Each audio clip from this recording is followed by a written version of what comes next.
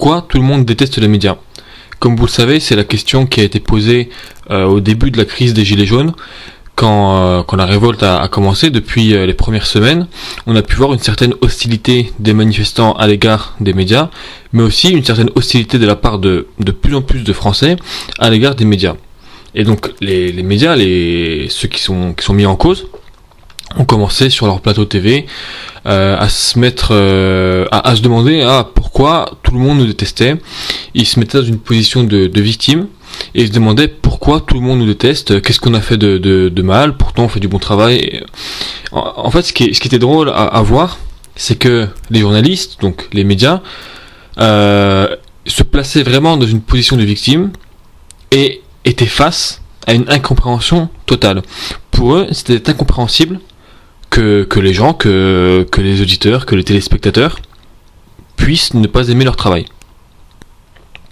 Pour eux, il était inconcevable que la parole qu'ils diffusaient à la radio, sur les plateaux ou dans les journaux en général, que cette parole, elle soit contestée.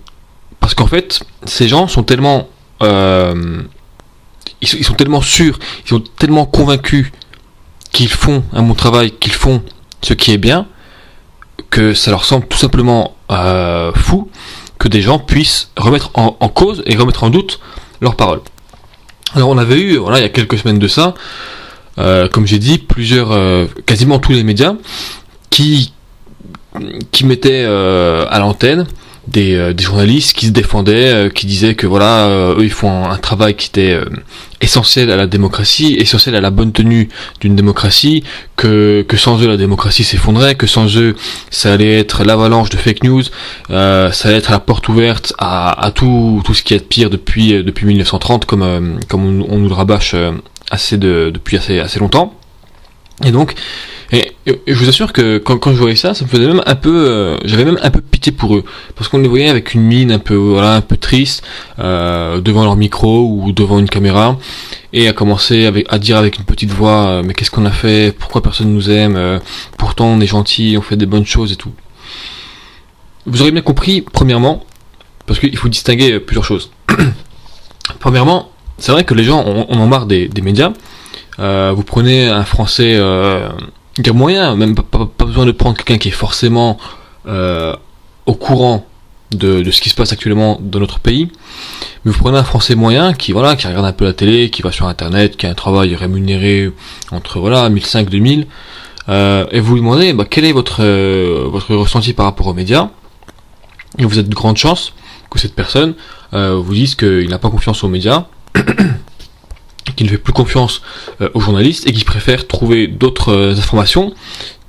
Il préfère trouver ces informations sur d'autres plateformes, et notamment sur les plateformes qu'on trouve sur internet. Et c'est typiquement ça qui va énerver les médias. Et déjà, le premier élément, c'est que les médias posent la question pourquoi les gens n'aiment pas les médias. Alors que ça, c'est une question qui est totalement mal posée, parce que premièrement, les gens n'ont rien contre les médias, ils en veulent aux médias mainstream. Parce que comme je viens de donner comme je viens de dire dans cet exemple, on a tous besoin de chercher de l'info. On n'aime pas ne pas être tenu au courant de ce qui se passe en France ou ailleurs.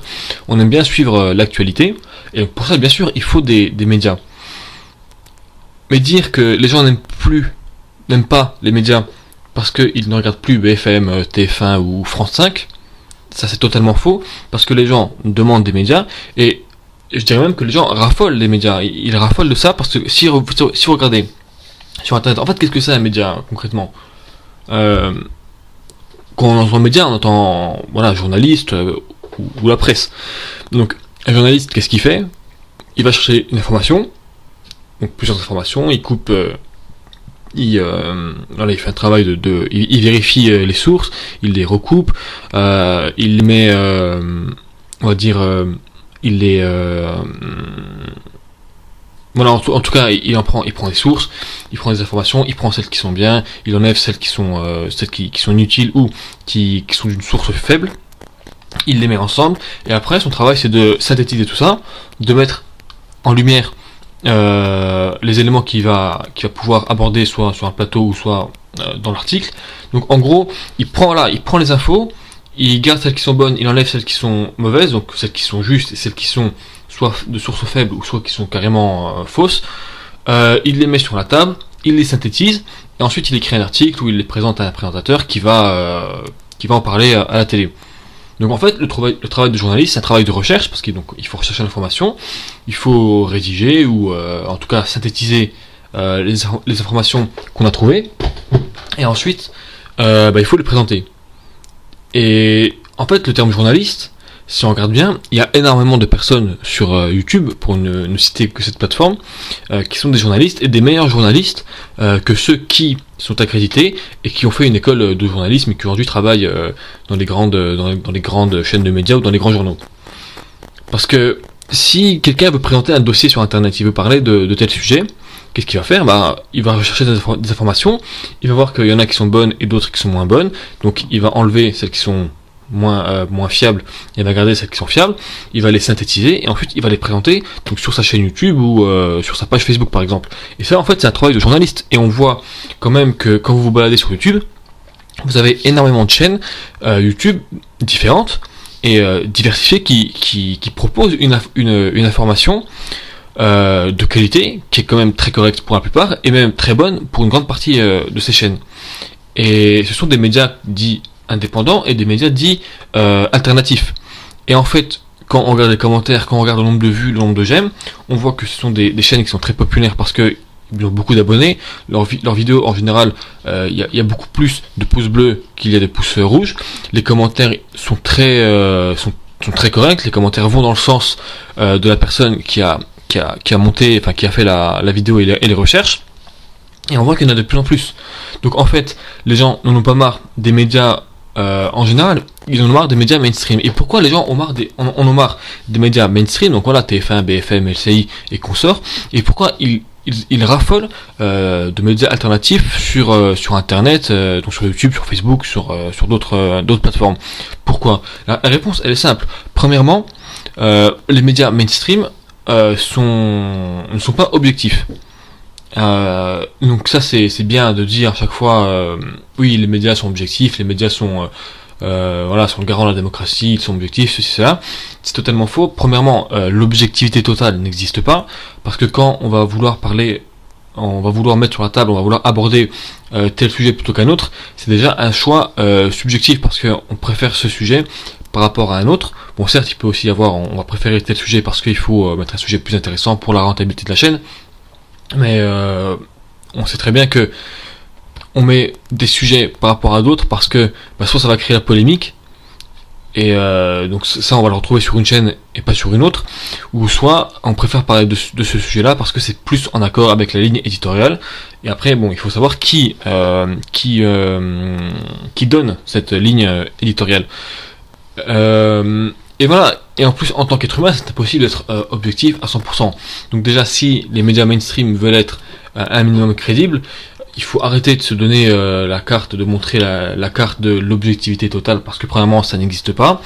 Le mieux à faire pour un journaliste, c'est de dire je vais essayer d'être le plus objectif possible. Ça, c'est beaucoup plus réaliste, et on a beaucoup plus envie de croire quelqu'un qui dit ça que quelqu'un qui dit qu'il est objectif à 100%.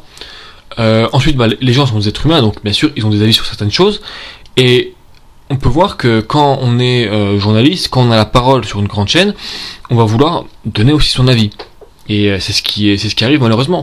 Je pourrais donner 1 million d'exemples par rapport à ça, mais aujourd'hui les gens l'ont bien compris, les médias ne sont plus des médias qui tendent vers l'objectivité, mais ce sont comme dirait Macron pour Russia Today, ce sont des agents d'influence, tout simplement.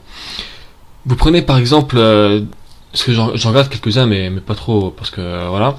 Vous prenez par exemple C'est à vous, où ils mangent autour d'une table, je sais plus si c'est à vous, c'est politique, mais je pense que c'est à vous, avec Patrick Cohen et consorts. Et quand vous regardez cette émission, tout simplement, l'attitude des chroniqueurs, des journalistes, elle change radicalement en fonction de la personne qui se tient devant eux. Si c'est quelqu'un qui est de leur côté, donc voilà, tout ce qui est libéral, tout ce qui est progressiste, donc tout ce qu'on sait par rapport à ça, si c'est une telle personne, les journalistes seront devant eux, ils seront ils poseront pas des questions qui sont, ils poseront pas des questions pièges, ils vont pas essayer de le mettre mal à l'aise, ils vont plutôt le mettre bien, et même si parfois, bien sûr, ils peuvent poser des questions qui sont un peu tatillonnes, ils vont pas le détruire sur le plateau.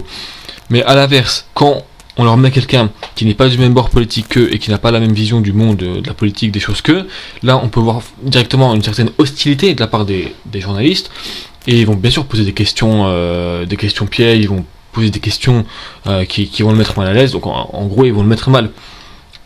Et qu'est-ce qui explique une telle différence de traitement entre deux invités et les journalistes? C'est que les journalistes ne sont pas objectifs, sinon ils auraient plus ou moins, mais plutôt le même comportement avec un candidat ou un politique ou je sais pas, un acteur, un écrivain.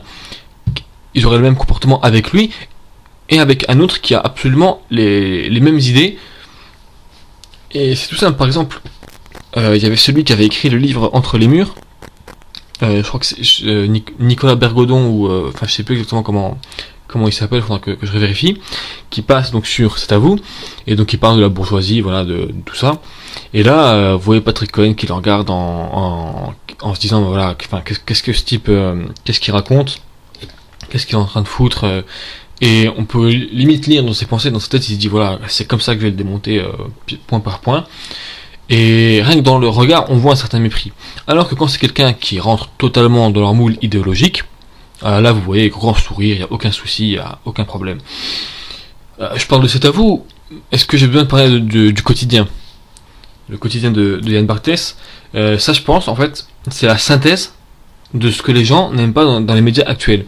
Et ce qui est dommage avec le quotidien, c'est que c'est un talent gâché, parce que premièrement, ils ont les moyens, c'est une chaîne qui a les moyens, ils font des reportages, on voit qu'ils mettent les moyens derrière, et en fait, ils ont quand même une bonne équipe derrière, parce que ils peuvent vraiment faire des reportages de bonne qualité, pas techniquement, mais ils peuvent faire des reportages qui sont objectifs, des reportages qui vous apprennent quelque chose. Ça, ils peuvent le faire, et j'ai déjà vu le reportage où ils vont dans tel pays, ils présentent quelque chose et ils le font sans mettre leur avis dedans, sans mettre de la subjectivité. Ils viennent, ils vous présentent, ils vous donnent quelques clés d'analyse, quelques points pour aller un peu plus loin, et le reportage se termine. Et ça, c'est magnifique. Quand vous voyez des journalistes qui font ça, en fait, vous ne voulez que ça. Mais le problème, c'est que ils font 2-3 reportages comme ça, mais tout le reste, ce sont des reportages qui sont orientés idéologiquement. Mais il y a encore 1000 fois, il y a encore 1000 exemples par rapport à ça. Vous prenez par exemple l'interview de Jordan Peterson avec Martin Weil. Vous voyez que c'est pas une interview, on dirait un commissaire politique qui pose des questions à un invité, et à la fin l'invité doit signer une décharge stipulant que oui, là c'est un méchant misogyne, un méchant antiféministe et autres. Et je pense que vraiment le point culminant de ce que je viens de vous annoncer, c'est que quand c'était le 14 juillet, Trump arrive à Paris. Donc ensuite il y a la conférence de la paix, ou non, c'était le 11 novembre, voilà, pour la fin de le centenaire de la fin de la Seconde Guerre mondiale, pardon. Donc Trump arrive, après il y a le sommet sur la paix, et là il y a une Barthès sur le plateau. Qu'est-ce qu'il fait? Il s'adresse, soi-disant, il s'adresse face caméra au président Trump en anglais, et il lui dit en gros, Trump ne veut pas de toi, fuck you. Et il dit ça à la télé, et bien sûr le public applaudit, les autres chroniqueurs à côté sont en extase. Et voilà, mais est-ce que c'est ça que les gens attendent sur un plateau télé? Est-ce que les gens veulent que les journalistes donnent leur avis? Personne ne veut ça. Personne ne veut ça. Et ce qui est encore pire, et je pense que c'est aussi un des points qui fait que les gens n'aiment pas les médias mainstream, c'est qu'en plus de donner leur avis, les médias font la morale aux gens. Constamment, les médias font la morale à ceux qui les regardent. Donc c'est pour ça aussi qu'il ne faut plus les regarder. Dès qu'ils vont parler d'un sujet, donc là c'est plus un sujet, même politique, que ce soit politique ou un sujet sociétal. Par exemple politique, dès qu'ils vont parler de Salvini ou de Orban ou de Trump, donc ils vont déjà mettre à chaque fois les adjectifs de xénophobe, nationalistes, souverainistes, complotistes, sexistes, homophobes, misogynes, fascistes, populistes. Ils vont mettre tout ce qui est possible et imaginable avant de citer leur nom.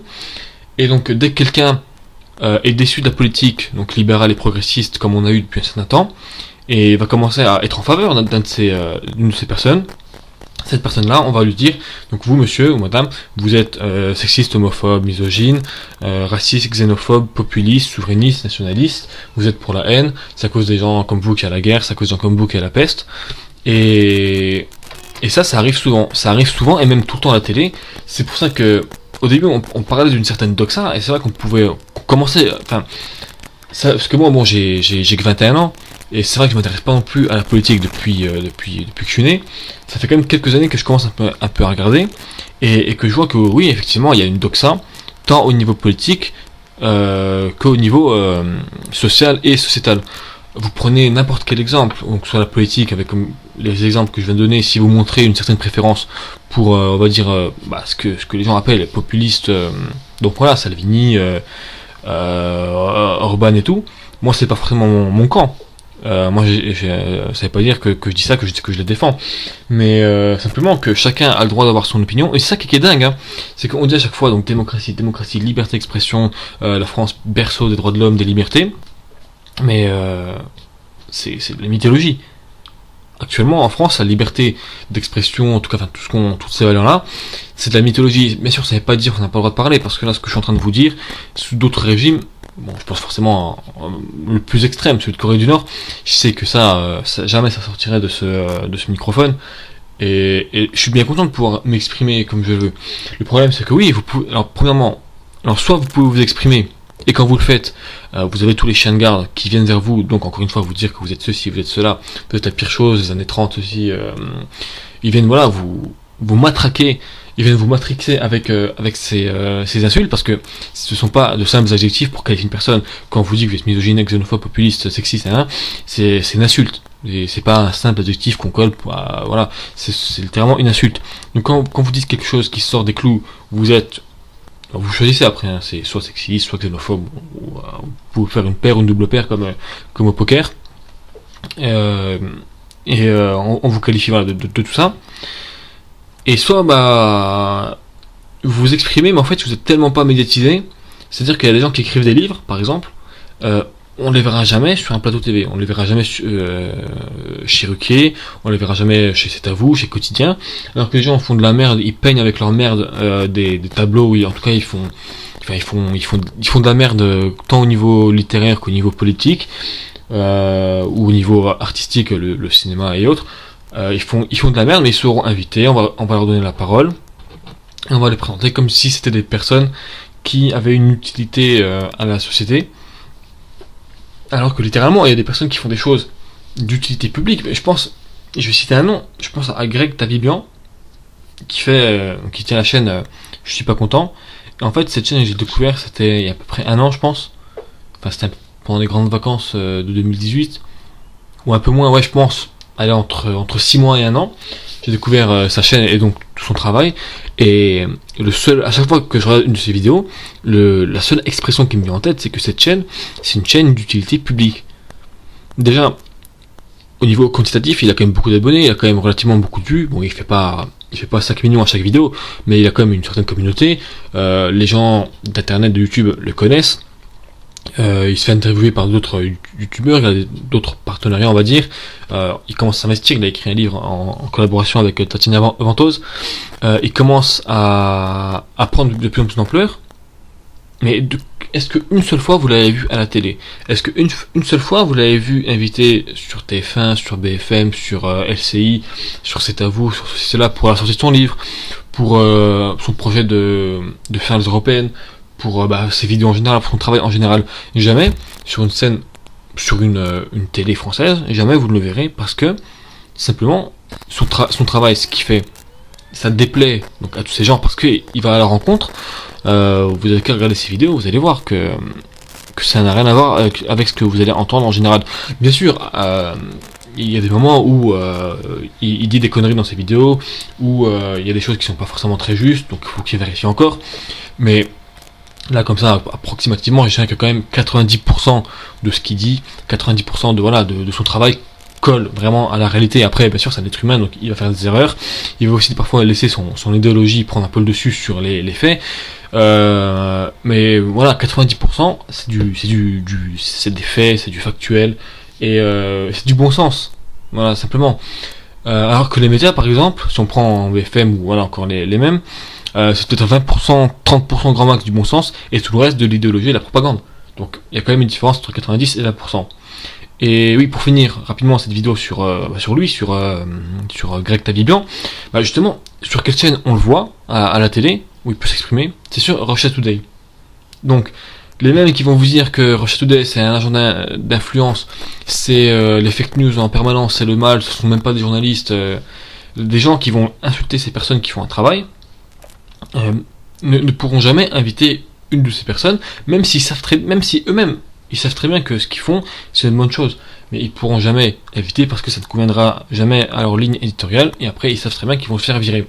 Et rapidement pour terminer donc sur cette polémique, on entend encore oui, Russia Today c'est un agent d'influence, et même Macron a décidé de ne pas accréditer ce